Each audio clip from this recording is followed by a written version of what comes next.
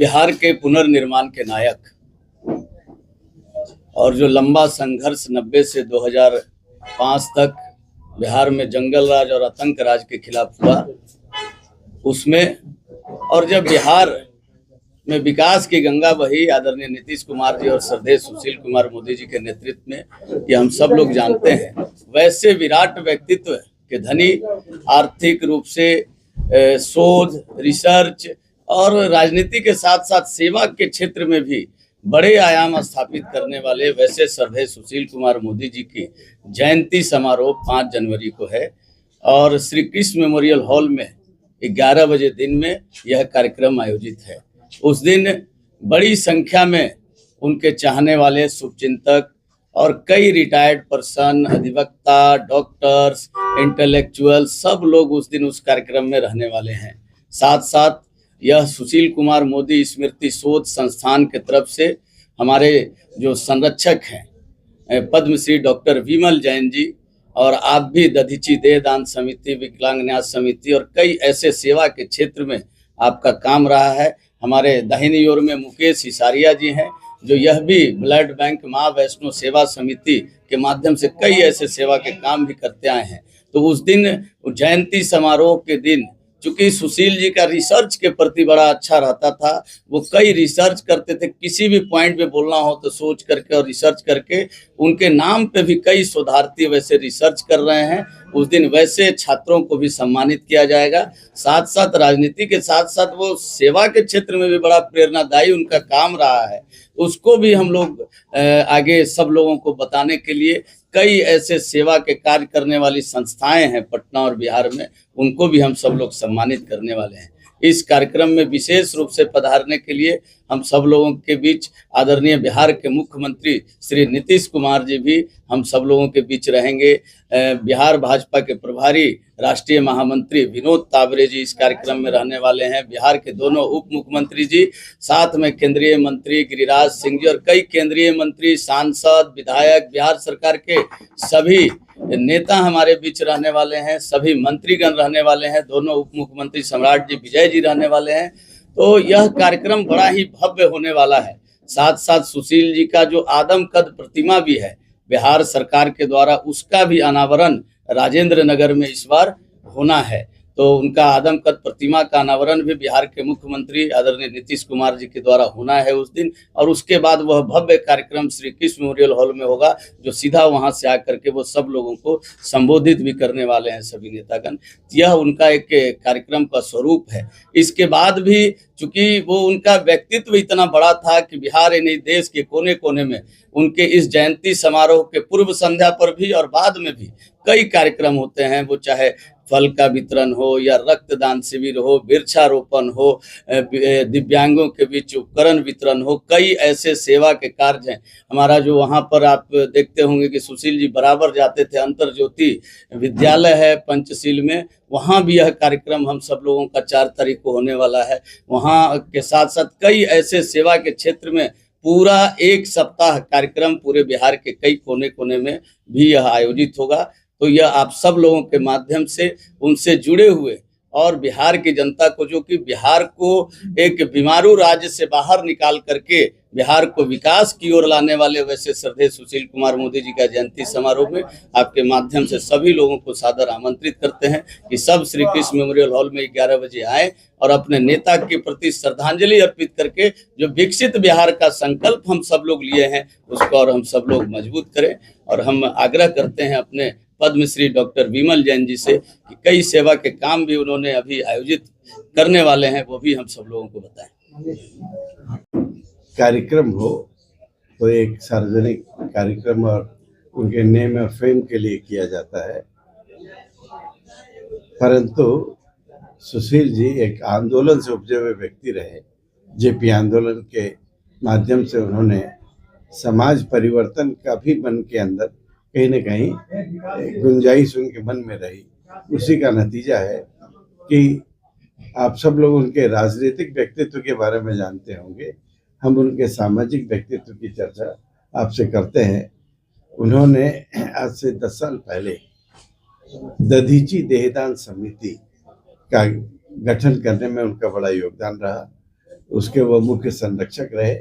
और जब जब बात होती थी तो लगता था कि राजनीति सर्वस्व नहीं है, हम राजनीति से इतर जो है समाज का काम करें और अंतिम पायदान के व्यक्ति के लिए हम कुछ न कुछ करें। तो उस समय बिहार के अंदर नेत्रदान और अंगदान को लेकर एक मुहिम शुरू हुई, जो अब चलकर पूरे बिहार के अंदर फैली है। उनके प्रयास से अभी तक 1600 से ज्यादा कॉर्निया डोनेशन हुआ है और 1450 लोगों को आंखों की रोशनी मिली है। ये उस आंदोलन का, उस सामाजिक आंदोलन का प्रभाव रहा है। आज पूरे 30 जिलों के अंदर वो कमेटी काम कर रही है और एक अनवरत जागरण का काम वो हो रहा है। दूसरा कि उनके प्रयास से जितने सरकारी मेडिकल कॉलेजेस हैं, उस कॉलेज के अंदर आई बैंक की स्थापना हुई है। लगातार वो आई बैंक 9 आई हॉस्पिटल में, सरकारी हॉस्पिटल में आई बैंक है, जिसमें से कि अभी भी लगातार प्रयास करने के बावजूद 5 या 6 जगह पर संचालित है, 3-4 जगह पर अभी भी वो संचालित नहीं है।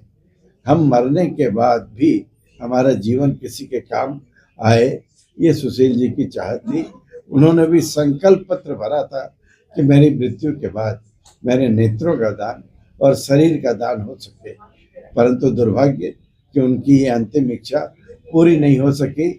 परंतु इसका दर्द उनको बहुत रहा। कारण क्या है कि कैंसर से वो पीड़ित होने के कारण ये उनका शरीर किसी काम नहीं आ सकता था, परंतु उनका ये प्रयास एक बड़ा प्रयास रहा है। दूसरी ओर हम कोरोना काल के अंदर जिस समय हम सब लोग अकेले महसूस करते थे, उस समय दधीची देहदान समिति के माध्यम से बिहार के 1000 बच्चों को हमने एडॉप्ट किया था। एडॉप्ट करने का लक्ष्य रखा था वैसे बच्चे जिसके माता या पिता जो कमाने वाले घर के अंदर, ग्रामीण परिवेश के अंदर, जिनके बारे में कोई नहीं जानता, कोरोना के कारण देहांत हुआ। सरकार भी उस समय तक सर्टिफिकेट कोरोना डेथ का नहीं देती थी।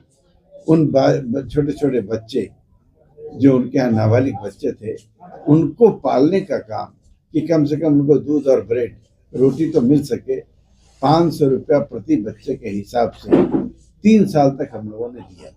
और वो भी 3 साल तक जो दिया है, यदि किसी के यहाँ 3 बच्चे हैं तो 1500 रुपया, और ये पैसा नगद नहीं दिया। धन्य हो देश के प्रधानमंत्री जी का, जिन्होंने जनधन खाता एक मजाक का विषय था, उस समय लगा कि ये मजाक नहीं, कितनी बड़ी जरूरत थी। उन सब जनधन खातों के अंदर वो पैसा लगातार गया, 3 साल तक वो गया है। पिछले साल जुलाई में वो पूरा हुआ है। तो ये एक दृष्टि का जो है प्रयास, कैसे हम बदल सकते हैं। उसी तरह से दिव्यांगता को लेकर जो फिजिकल डिसेबल्ड है, जिनके हाथ कटे हैं, पैर कटे हैं, पोलियो से ग्रस्त है, उन लोगों के बारे में उनकी चिंता रहती थी।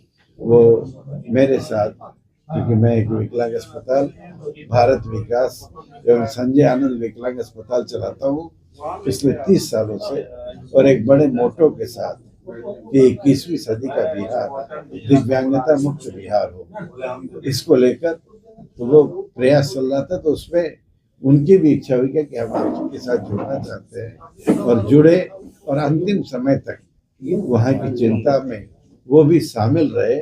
उसका नतीजा है कि सैकड़ों लोग अपने पैरों पर खड़े हो सके। समय के पहले उनका जाना हुआ।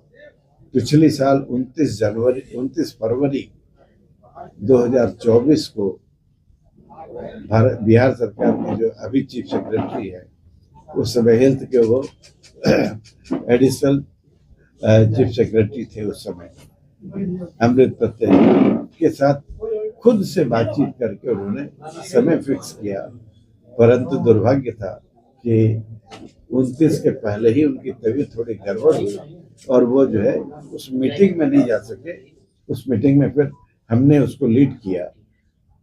हमारा कहना है कि कैंसर की इस स्थिति में भी इतना दर्द होना कि कुछ और अच्छा हो सके, वैसा व्यक्ति राजनीति के लिए बड़ा पुरुष है। एक जैसे हम लोह पुरुष की बात करते हैं, तो वैसे बिहार के परिवर्तन का एक बड़ा आगाज उस व्यक्ति ने तय किया। और राजनीति नहीं, सामाजिक परिवर्तन राजनीति के माध्यम से ये लक्ष्य उनके जीवन का रहा है।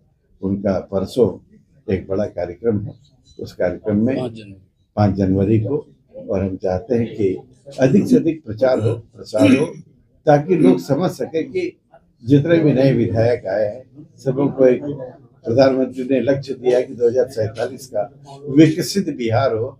उस लक्ष्य में कोई भी व्यक्ति न अपंग रहे न कुछ रहे, ऐसा एक प्रयास है। उसी दिन एक कार्यक्रम हमने अपने विकलांग अस्पताल में भी रखा है। वो कार्यक्रम है कि वैसे बच्चे जो स्पाइन से पीड़ित है, रीढ़ की हड्डी की विकृति के शिकार है, वैसे मरीजों का एक सिलेक्शन चयन कैंप रखा है। क्योंकि वो काम हम आप भी अपने बच्चे के नहीं करा सकते। एक ऑपरेशन में 7 लाख और 8 लाख रुपए लगते हैं। वो उनकी स्मृति को हमने प्लेस किया है, उनको नमन किया है, और उन्हीं के नाम पर 5 तारीख को ये बड़ा कार्यक्रम हम वहाँ करने जा रहे हैं। चलिए, बहुत बहुत मुकेश